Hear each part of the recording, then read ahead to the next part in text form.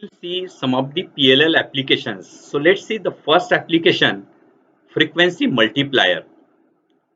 So for the frequency multiplier, PLL to act as a frequency multiplier, we are connecting here a divide by n network.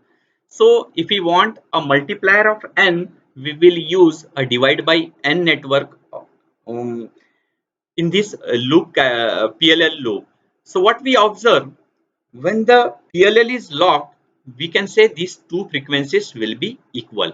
Now what happens, just as this divide by n network is there, so whatever the output is given by VCO will have the frequency of FO that will be divided by this n by divide by n network.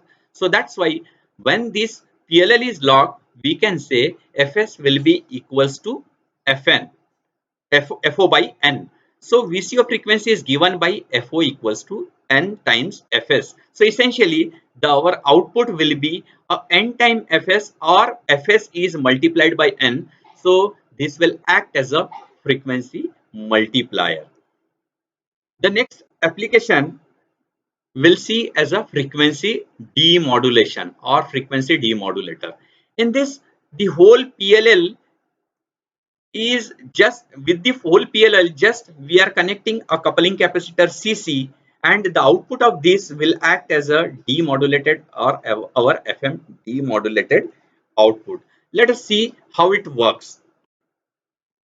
We see in a frequency demodulation, if the PLL is locked on an input FM signal, we will have VCO frequency FO plus KO times VC, that will be equal to instantaneous frequency of input FM signal what we have connected to the input of PLL. So what do we observe?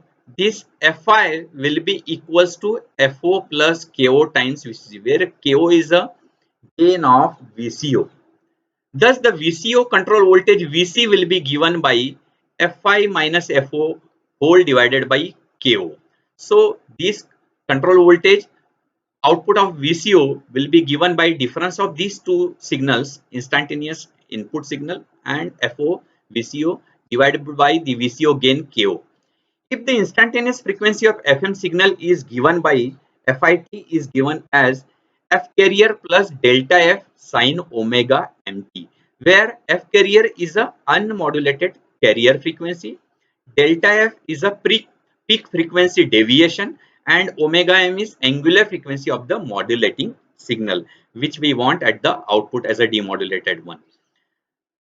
So now when this VCT is given by difference of Fi minus FO upon KO, so now this Fi is given by F carrier plus delta F sine omega t. So when this is manipulated, we see F carrier minus FO plus delta F sine omega t whole divided by KO.